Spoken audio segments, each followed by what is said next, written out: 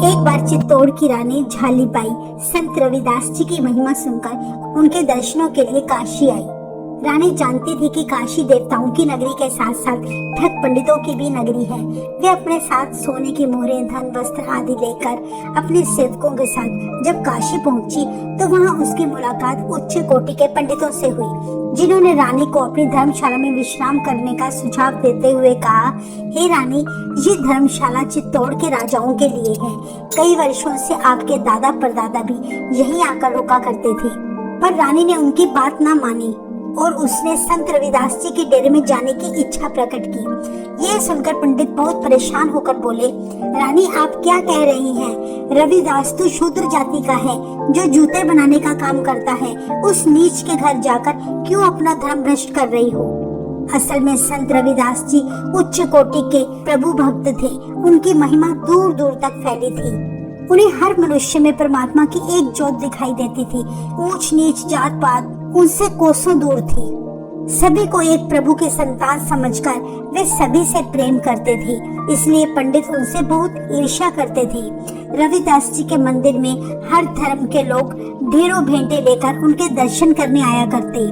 यह सब कुछ देखकर पंडितों को अपना अस्तित्व खतरे में दिखने लगा और चित्तौड़ की रानी झालीबाई भी रविदास जी के दर्शनों को तब व्याकुल हो उठी। पंडितों ने बहुत कोशिश की किसी तरह रानी को संत रविदास जी के पास ना जाने दिया जाए, पर वे कामयाब ना हो सके। रानी आखिर अपने सेवकों के साथ रविदास जी के मंदिर में चली गई, जहाँ प्रभु की महिमा के शब्द गाए जा रहे थे। देवताओं की मूर्ति के आगे आसन बिछाकर ढेरों संतों के बीच में रविदास जी प्रभु के शब्द गा रहे थे। ऊंचे मंदिर सुंदर नारी, राम नाम बिन बाजी हारी। मेरी जात कमीनी, बात कमीनी, ओछा जन्म हमारा। तुम शरणागत राजा रामचंद, कह रविदास चमारा। जिसका भाव है, हे ऊंचे भवनों और शीश महलों में रहने वाले सुंदर जवान स्त्रियों से प्रेम रखने वालों, राम नाम के बिना तुम जीवन की बाजी हार जाओगे। हे प्रभु, मैं तो तुच्छ हूँ, नीच जात का हूँ, मेरा कोई सम्मान भी नहीं है। जन्म भी चमार जात में हुआ है। कोई पास आकर बैठना भी पसंद नहीं करता। बस प्रभु, केवल तू मुझ पर अपनी कृपा करना। अब मैं तेरी शरण में आ गया हूँ। हे राम, तेरे बिना मेरा कोई सहारा नहीं। संत रविदास जी के मुख से ये अलौकिक शब्द सुनकर रानी झालीबाई मंत्रमुग्ध हो गई। वे सोचने लगी, शाही महलों में राम नाम के बिना रहना व्यर्थ है। जैसे ही कीर्तन समाप्त हुआ, रानी संत रविदास जी के दर्शन करके चरणों में गिर पड़ी और कहने लगी, हे प्रभु, मुझ पर कृपा करें, अपनी शरण में लें और भक्ति का मार्ग दिखाएं।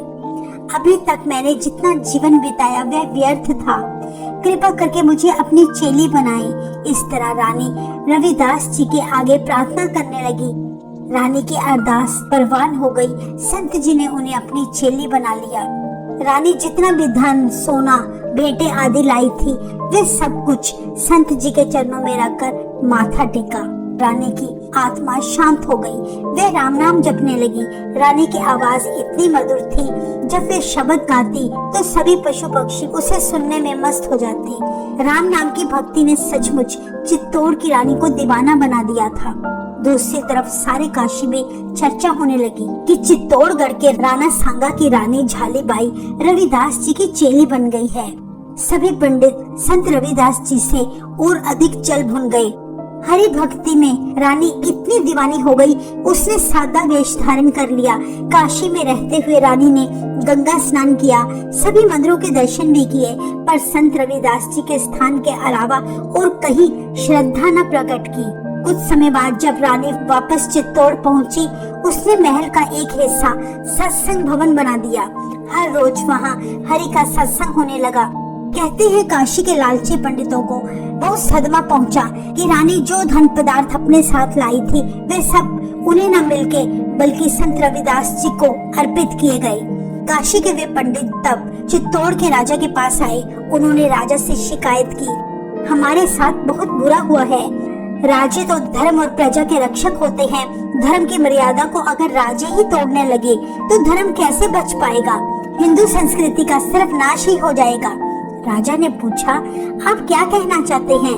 तब पंडितों ने कहा, आपकी रानी झालीबाई तीर्थ यात्रा करने काशी आई थी। काशी में रहते हुए वह चमार रविदास जी को अपना गुरु धारण कर आई हैं। यही नहीं बल्कि सारी भेंटें भी उसे ही दे आई हैं।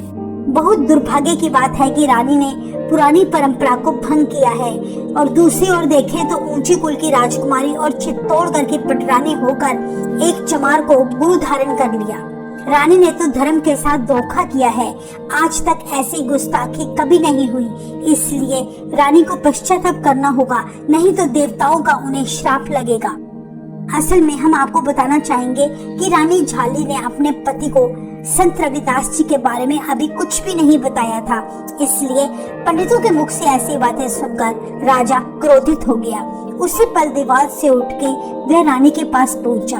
रानी उस समय संत रविदास जी का एक शब्द गायन कर रही थी। उसके चेहरे पर बड़ा नूर था। जब उसने अपने पति को वहाँ गुस्से में खड़े देखा तो पूछने लगी, हे पतिदेव, मुझसे क्या भूल हुई है? तब राजा ने कहा, सुना है कि जब आप काशी गए थे तब आपने रविदास को अपना गुरु धारण किया था, जो कि एक नीच जाति से है। क्या ये सच है?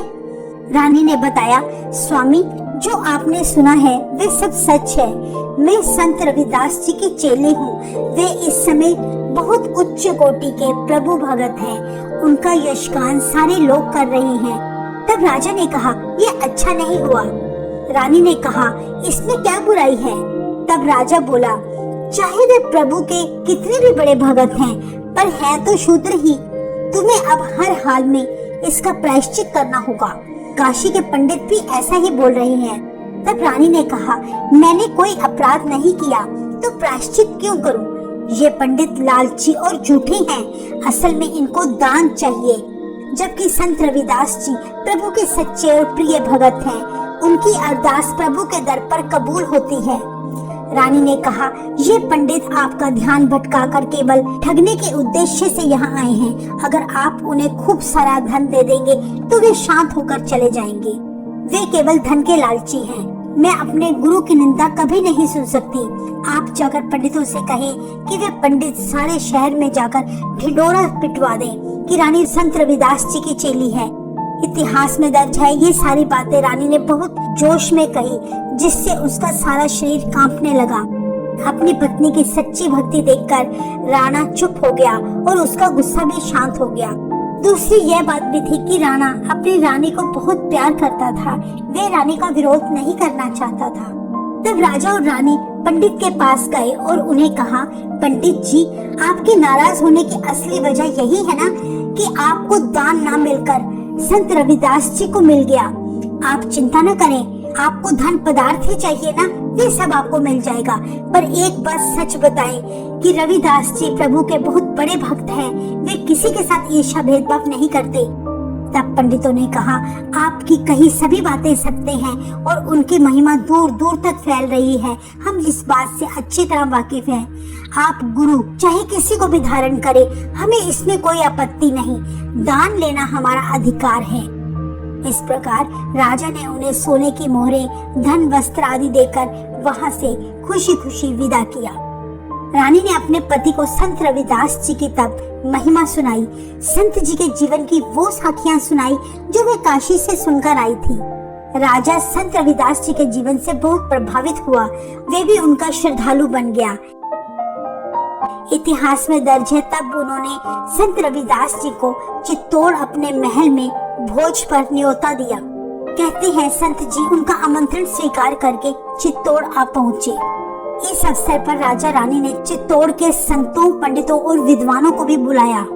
यज्ञ करने के बाद सभी अतिथियों को जब भोजन परोसा जाने लगा तो विद्वानों और पंडितों ने इस बात की विरोधता की कि रविदास हमारे साथ पंगत में क्यों बैठा है। उसके साथ बैठकर हम अपना धर्म भ्रष्ट नहीं करना चाहते। उन लोगों के कड़वे वचन सुनकर भी संत रविदास जी जरा भी क्रोधित न हुए, बल्कि मुस्कुराते रहे। यही निशानी होती है रब्बी बंदों की। वे किसी बात से भी गुस्सा नहीं करते, क्योंकि वे जानते थे विरोधता करने वाले सभी अज्ञानी हैं। उन्हें प्रभु की अपार शक्ति का जरा भी अंदाजा नहीं। रविदास जी ने रानी झाली को बुलाकर कहा, हे रानी, ये ब्राह्मण ऊंची कुल के हैं, इन सभी को आप भोजन करवाएं, हमारी चिंता ना करें, हम कहीं और बैठकर भोजन कर लेंगे। अपने गुरु के मुख से ऐसे वचन सुनकर रानी बहुत उदास हो गई। उससे अपने गुरु का इतना अपमान सहन ना हो सका। वे मन ही मन सोचने लगी कि वे सभी पंडित मेरे गुरु के साथ लंगर छकने के योग्य ही नहीं हैं।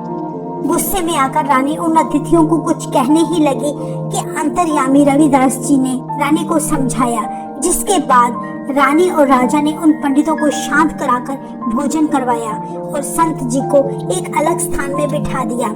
वे पंडित मन ही मन बड़े खुश थे कि आखिर उनकी बात स्वीकार कर ली गई। वे अज्ञानी संत रविदास जी की महिमा नहीं जानते थे।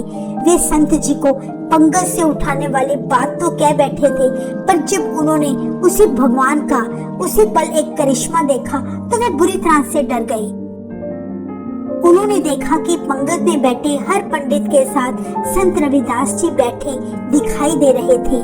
वे ऐसा नजारा देखकर चिल्लाने लगे। उनमें से कुछ पंडित समझ गए कि ये प्रभु की लीला है, जिसने हमें यह एहसास कराया कि संत रविदास जी का अपमान करना प्रभु को बिल्कुल रास नहीं आया। आखिर सभी पंडितों ने राजा के आगे प्रार्थना की कि रविदास महाराज जी को बुलाया जाए। हमसे बहुत बड़ी भूल हुई है जो हम उन्हें नहीं पहचान पाए। उन्हें पंगत में बिठाया जाए, तभी हम उनसे क्षमा मांगकर उनके साथ भोजन करेंगे। कहते हैं तब संत रविदास जी ने सभी को क्षमा किया और उनके साथ भोजन भी ग्रहण किया। संत जी ने सभी को उपदेश दिया, भगवान प्रेम और भक्ति भाव देखता है, उसी जात पात ऊंच नीच से कोई मतलब नहीं। इस प्रकार संत रविदास जी उन्हें उपदेश देकर वहां से चले गए।